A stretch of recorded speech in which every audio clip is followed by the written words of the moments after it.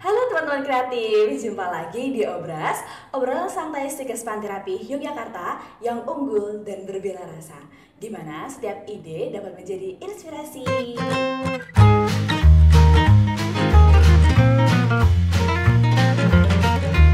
Perkenalkan, saya Laras yang akan menjadi host pada podcast kali ini. Nah, di sini nanti kita akan ditemani oleh salah satu dosen yang akan membahas mengenai sebenarnya gizi itu berpengaruh nggak sih terhadap mental kita as human being gitu. Nah, penasaran kan? Kalau gitu jangan lupa untuk subscribe dulu, klik like dan komen, dan jangan lupa untuk nyalain loncengnya. Dan kalau misalnya teman-teman kreatif semua penasaran tentang Psikospan Terapi, jangan lupa untuk follow sosial media kami di bawah ini. Ditunggu ya. Oke, sekarang kita lanjut aja perkenalan terhadap Ibu. Silakan memperkenalkan diri. Oke, terima kasih Mbak Laras. Perkenalkan Sobat Kreatif, saya Ariana. Saya di sini mengajar di program S1 Ilmu Gizi di Psikospan Terapi. Dosen gizi ya Bu ya. Iya. Oke, salam kenal ya Ibu. Salam kenal. Oke. Nah, hari ini kita akan bahas mengenai gizi dan mental health ya Bu. Kalau saya, ya karena saya aktif di sosial media, saya tuh banyak banget terpapar informasi mengenai mental health ini. Nah, kalau dari saya sendiri itu istilahnya kayak niteni atau kayak jadi ada penanda gitu Bu, kalau misalnya mood saya cerita dikit nggak apa ya Bu ya? Curhat juga boleh. Siap. Nah, saya tuh biasanya kayak ngerasa bahwa saya tuh paling moodnya turun itu pada saat premenstruasi. Nah, pada saat premenstruasi itu biasanya saya ada cara Bu untuk meningkatkan mood saya, yaitu dengan makan coklat Bu. Coklat manis yang saya beli di supermarket terdekat gitu Bu. Nah, tapi saya juga dapat banyak insight juga di TikTok tuh, kalau ternyata tuh disarankan untuk mengurangi gula atau diet gula gitu. Nah, sebenarnya gimana sih Bu baiknya, apakah boleh itu saya makan coklat, apakah sudah benar caranya seperti itu atau bagaimana? Oke, boleh atau tidak itu sebetulnya tergantung berapa proporsi yang kita konsumsi. Kalau berlebihan tentu itu tidak baik gitu ya. Kalau coklat kaitannya meningkatkan mood itu memang betul gitu. Oh benar ya Bu? Iya, jadi kalau kita konsumsi tidak hanya coklat sebetulnya, tapi konsumsi makanan yang manis itu bisa mengeluarkan hormon dopamin. Yang kita tahu tuh hormon kebahagiaan Iya, gitu ya. betul. Tapi kalau dia terlalu banyak tentu itu menjadi tidak sehat. Karena yang pertama, isu saat ini banyak orang konsumsi terlalu banyak gula, akhirnya dia menderita penyakit tidak menular seperti diabetes. Dan tidak hanya untuk lansia ya, sekarang yang muda-muda pun juga sudah mulai mengalami penyakit-penyakit seperti itu gitu, karena konsumsi gula yang sangat tinggi. Tapi hari ini kaitannya dengan mental health, itu memang berpengaruh juga gitu kalau kita konsumsinya terlalu sering dan berlebihan. Ya, karena seperti yang kita tahu, kalau kita konsumsi gula, terutama gula sederhana, gula apapun ya sebetulnya, akan ada insulin. Ya, yang dia bertugas untuk menggandeng glukosa dalam darah ini untuk masuk dalam sel. Nah, kalau kita konsumsinya makanan manis yang seperti coklat, permen, itu kan tergolong dalam gula sederhana. Karena dia sudah sederhana, pasti dia akan sangat mudah untuk masuk ke dalam sel. Begitu. Nah, kebayang ya kalau misalnya kita konsumsinya berlebihan, insulinnya akan tiba-tiba digeruduk nih sama gula-gula yang kita konsumsi. Jadi insulin itu akan meningkat dengan tajam, tapi di sisi lain nanti akan mudah juga menurun karena absorpsinya di dalam sel, masuk ke dalam selnya itu juga cepat begitu. Nah, tingginya produksi insulin ini juga dibarengi ada yang namanya hormon kortisol. Apa itu? Nah, kortisol ini salah satu hormon stres yang salah satu fungsinya juga menjaga kadar gula darah kita supaya tetap normal. Tapi dengan dia itu disekresikan, maka akan mempengaruhi mood kita juga. Oh gitu. Berarti kalau dari naiknya cepet, turunnya cepet, terus ada berpengaruh sama hormon kortisol, jadi kita moodnya juga ikut turun. Betul. Gitu ya Bu. Oke.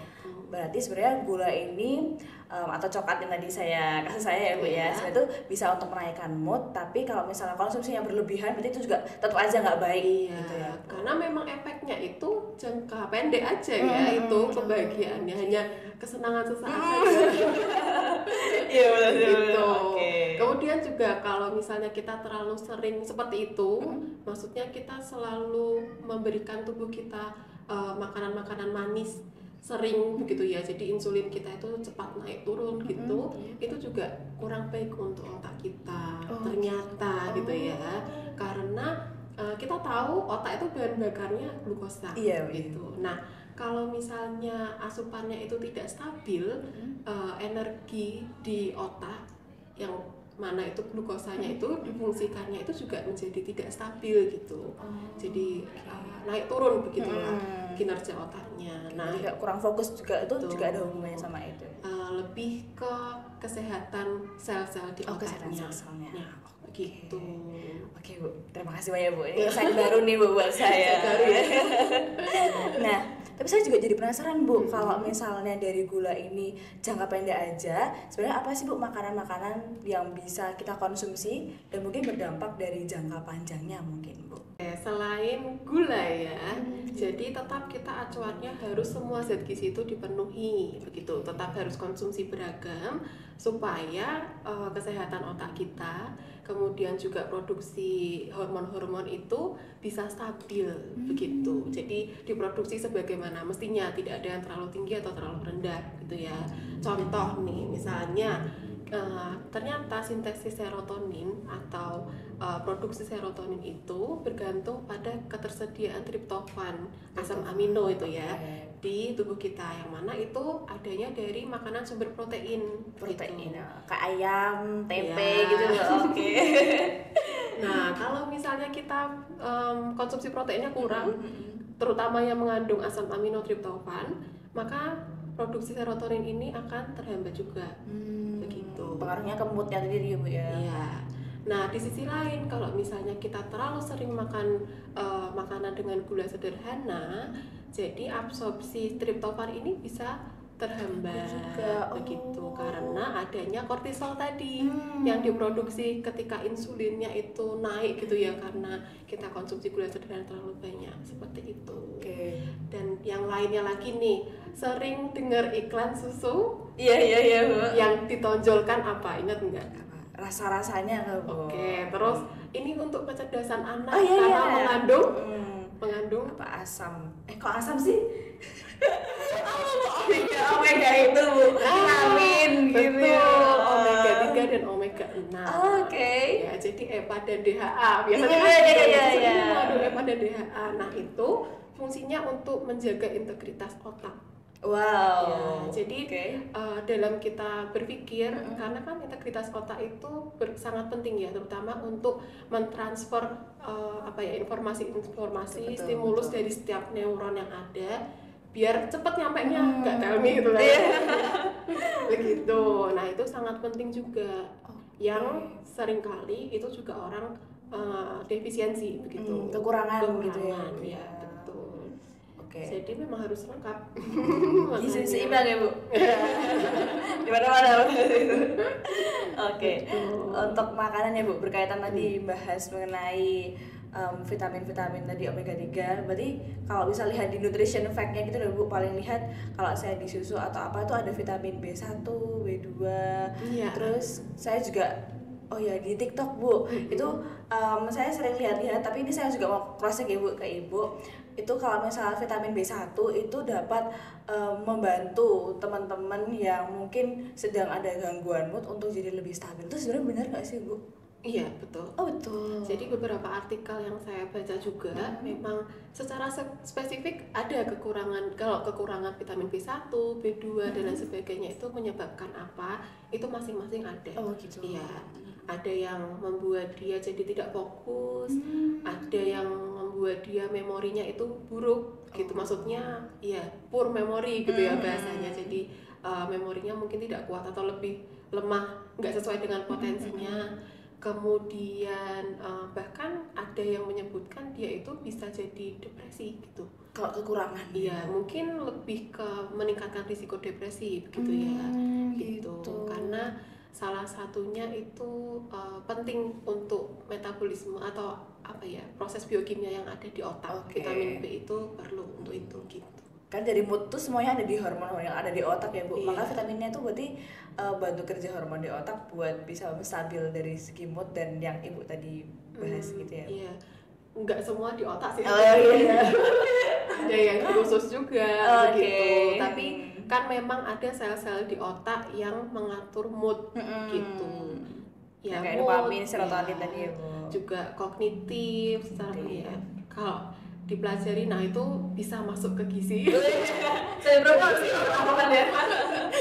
Supaya bisa mempelajari hal itu lebih dalam. Dipelajari satu-satu nanti kelarnya besok. Kuliah dengan Intinya itu, jadi setiap produksi hormon, kemudian setiap kesehatan sel-sel hipokampus otak, kemudian sel-sel lainnya juga itu bergantung dengan zat gizi yang kita konsumsi gitu. Jadi saya sempat baca apa yang kita konsumsi itu akan tergambarkan dari perasaan yang kita rasakan juga. You are what you eat. Betul. Jadi nggak cuma kulit aja, tapi mental tuh juga gitu. Jadi sebenarnya kuncinya simpel Ibu, menjaga makanan ini. Iya gitu. Jadi kalau kita galau itu bisa cross check. Teman-teman yang galau siapa nih? Jangan gelisahnya itu bukan karena dia kangen sama pacarnya, bisa jadi karena dia defisiensi atau kekurangan gizi itu tadi. Gitu. Sebenarnya teman-teman dicatat. Gitu ya. Tapi saya mungkin lebih tanya ke makanan-makanan yang spesifik apa sih Bu yang biasanya kita dapat konsumsi di deket-deket sini yang dapat kami akses, terutama kalau ada anak kos gitu-gitu. Kita semua banyak anak kos. Nah itu gizi seimbang, tumpeng juga. Tapi ada diet yang direkomendasikan. Mungkin ini salah satunya ya, adalah diet Mediterranean. Diet Mediterranean itu dia mengunggulkan sayur-sayuran, buah-buahan, kemudian lemak-lemak itu bukan lemak-lemak yang dari minyak yang digoreng kayak gitu, tapi lebih ke minyak ikan itu tadi ya. Kemudian olive oil atau minyak zaitun itu seperti itu. Kemudian juga ada daging boleh, masih daging putih, daging merah. Daging merah tuh kayak daging sapi gitu ya, tapi dengan jumlah yang terbatas. Gitu. Dan tergantung pengolahannya juga. Masih ada ya, karena kalau digoreng sama aja. Lagi minyaknya yang udah berkali-kali. Gitu. Kemudian telur, kemudian ikan, produk susu, tapi dalam jumlah yang cukup. Dan pengolahan yang baik ya. Jadi kembali lagi ya sebetulnya ke sayur dan buah yang orang-orang tuh biasanya nggak suka. Bener lagi saya juga Bu. Ya tapi selain dari makanannya itu tadi ya, kalau sayur buah apa aja kan nggak perlu saya sebutkan satu-satu ya, apapun itu dikonsumsi dan dengan pengolahan yang baik. Tapi selain dari diet, ternyata kita butuh juga aktivitas fisik. Kembali lagi ke olahraga ya Bu ya. Ayo teman-teman kaum jompo ini kita olahraga ya, jangan lupa. Karena olahraga bisa mensekresikan hormon serotonin juga gitu. Jadi kalau serotoninnya itu cukup, tidak kurang, itu juga bahagia juga gitu. Jadi nggak cuma dopamin aja. Kemudian kalau kita berjemur, kalau kita keluar kena sinar matahari itu juga bisa memproduksi hormon serotonin. Oh iya Bu. Iya, begitu. Tamparan buat saya yang suka berdiam dalam rumah. Iya, dopamin, serotonin itu dengan olahraga dia terproduksi. Jadi daripada kita makan coklat banyak-banyak nanti jadi gemuk, kalau gemuk nanti stres lagi, mending kan olahraga. Jadi langsing, terus bahagia juga lagi.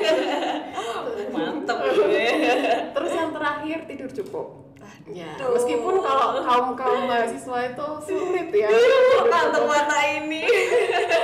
Tapi itu perlu gitu. gitu. Untuk kesehatan mental yang baik, mungkin tidak hanya mental, untuk bisa fokus dalam menjalani hari-hari. Jadi kalau kita fokus itu kita juga puas gitu dengan apa yang kita kerjakan. Ya kan, kalau kita menyesal, aduh aku nggak fokus, kerjaanku nggak selesai, itu nambah-nambahin stres lagi. Iya, betul. Nah, jadi sejauh ini simpelnya 3 kunci itu. Jadi diet yang sehat, tadi yang disarankan diet Mediterranean, sobat kreatif mungkin bisa googling ya, detailnya tuh seperti apa gitu yang tersedia di Indonesia. Nah, kemudian juga aktivitas fisik, tidak hanya Netflix aja di kamar. Sebut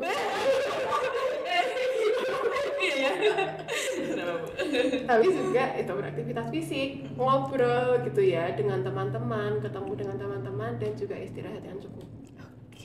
Udah diringkas langsung ya sama ibu ya, Pak. Nah, berarti ini teman-teman kita udah dapat banyak banget insight ya. Tadi dari ibu ada diet, ada tidur yang cukup, olahraga, terus mungkin dari ibu apakah ada closing statement nih buat teman-teman juga gitu. Jadi untuk menjaga kesehatan mental kita itu 3 tadi kuncinya ya. Jaga makan, kemudian jaga aktivitas, dan juga jaga istirahatnya supaya semuanya seimbang. Kemudian kita bisa sehat dan cantik luar dan dalam. Amin. Oke Ibu, terima kasih banyak untuk sharing-sharingnya pada hari ini ya, sangat seru dan sangat insightful. Teman-teman juga mungkin bisa menerapkannya dalam kehidupan sehari-hari. Yuk kita hidup sehat bersama gitu. Nah, begitu teman-teman bahasan kita hari ini mengenai gizi dan pengaruhnya terhadap mental health kita. Nah, sampai jumpa di obras berikutnya, obrolan santai Psikospan Terapi Yogyakarta yang unggul dan berbeda rasa, di mana setiap ide dapat menjadi inspirasi. Bagi teman-teman yang pengen kita bahas apa di obras berikutnya, silakan komen-komen di bawah. Oke, tetap kreatif dan inspiratif. Bye.